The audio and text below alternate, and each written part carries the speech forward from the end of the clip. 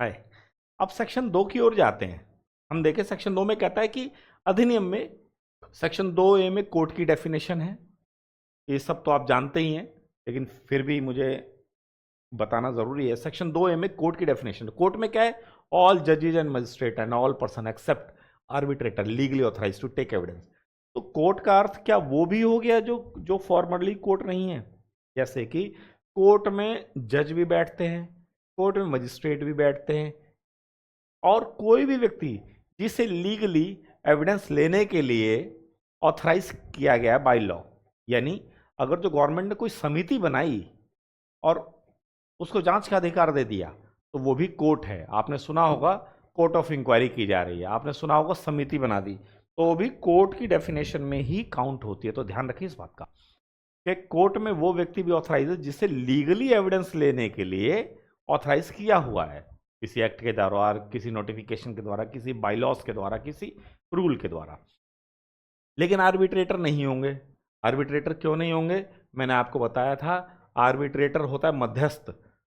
Arbitrator होता है मध्यस्थ, और मध्यस्थ दोनों लोग मिलकर अपॉइंटमेंट होती है।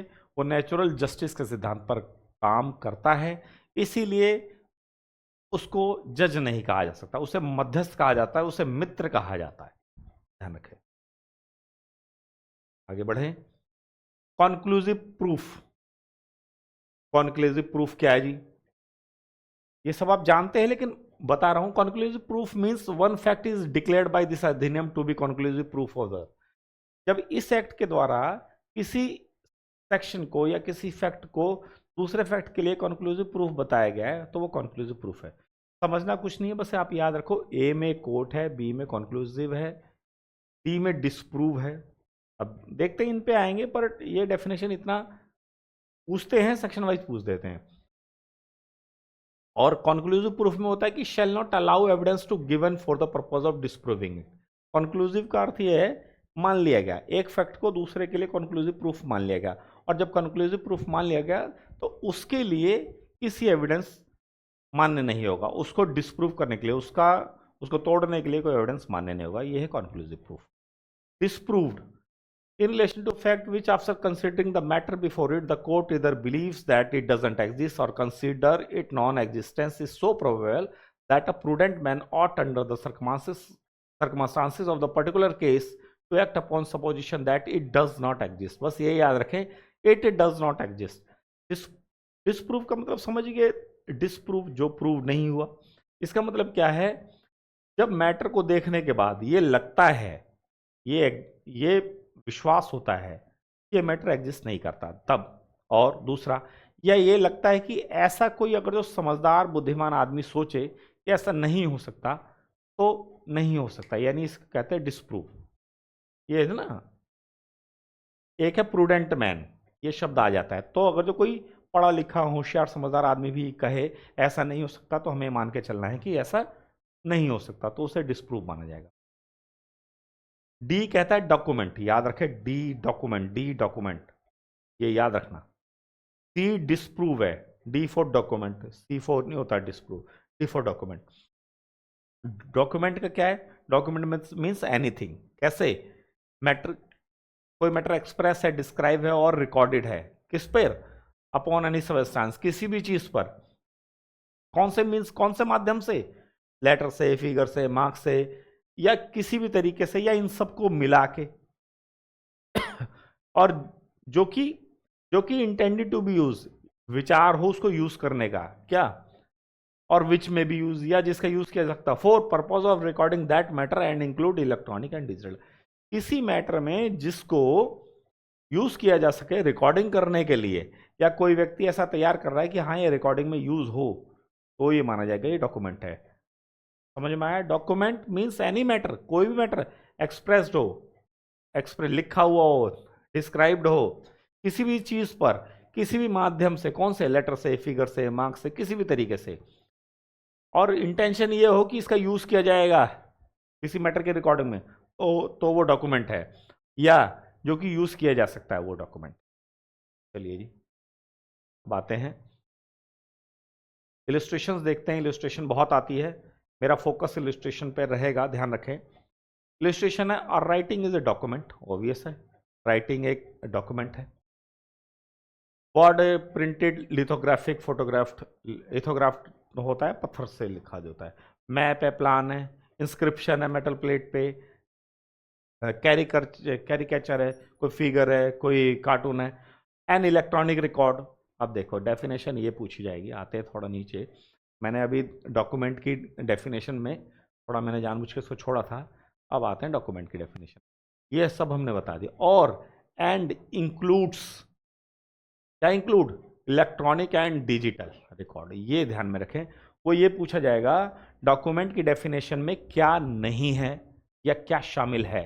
तो आप सिर्फ इलेक्ट्रॉनिक की बात ना करें, आप सिर्फ डिजिटल की बात ना करें, आप जो ओल्ड डेफिनेशन है उसको भी याद रखें। डॉक्यूमेंट की ओल्ड डेफिनेशन में इलेक्ट्रॉनिक और डिजिटल रिकॉर्ड को शामिल किया गया है, भाई ये ध्यान रखें। अब क्या है देखते हैं। ये तो आपने सुना होगा, राइटिंग भी डॉक्यूमेंट है, पुराने एक्ट में देखा होगा, वर्ड है, प्रिंटेड है, मैप है, प्लान है, कोई कार्टून है, चित्र है, कुछ भी। अब इसमें फोर्थ फिफ्थ इलिस्ट्रेशन है, ध्यान रखें, दो की फिफ्थ इलिस्ट्रेशन, ये पूछा जा सकता है और पूछा, मुझे ऐसा लगता है पूछा जाना चाहिए। An electronic record on mail, mail, server log, document on computers, laptop, smartphone, messages, website, locational evidence यानी GPS, voice mail messages stored on digital device or document. ये पूछा जाएगा कि इसमें से क्या क्या शामिल है, तो ध्यान रखें आप। Electronic record on email, email है शामिल, 1 नंबर। सर्वर लॉग 2 नंबर, रुकिए जरा, ईमेल है पहला, सर्वर लॉग दूसरा, डॉक्यूमेंट ऑन कंप्यूटर तीसरा, लैपटॉप चौथा, स्मार्टफोन पांचवा, मैसेजेस छठा, मैसेज में व्हाट्सअप भी है और नॉर्मल टेक्स्ट मैसेज भी है, छठा, वेबसाइट सातवां, लोकेशनल आठवां, वॉइस मेल मैसेजेस नौवां, स्टोर्ड इन डिजिटल डिवाइस, किसी भी डिजिटल, इसलिए उसने कोई ऐसी बात नहीं, किसी भी डिजिटल डिवाइस में। आप ये नहीं कह सकते चिप में है तो नहीं होगा, आप ये नहीं कह सकते माइक्रोफिल्म में है तो नहीं होगा, आप ये नहीं बोल सकते कि ये किसी और मोड में इसको रखा गया है तो ये डॉक्यूमेंट की श्रेणी में नहीं आएगा, ये डॉक्यूमेंट की श्रेणी में आएगा। क्यों? क्योंकि डेफिनेशन 2D में दिया हुआ है कि इलेक्ट्रॉनिक और डिजिटल एविडेंस मान्य है, एविडेंस डॉक्यूमेंट की श्रेणी में है, ये याद रखें। इलिस्ट्रेशन 2 की छठी इलिस्ट्रेशन है, ध्यान रखें। आगे बढ़ते हैं, अब देखते हैं एविडेंस क्या है। 2E एविडेंस, 2E एविडेंस में क्या है, all statement including statement given electronically. 2E का 1, इलेक्ट्रॉनिकली विच कोर्ट परमिट्स और requires to be made before it by witnesses in relation to matters of fact under inquiry on such a statement are called oral evidence.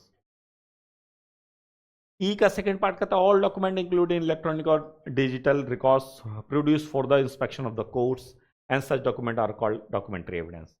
आप देख लें 2E का first और second, 2E का electronic evidence, ये कहता है एविडेंस क्या है, एविडेंस में वो कहता है all statement given electronically which court permits or required to be made before it by witnesses in relation to matters of fact under inquiry such statement called oral evidence।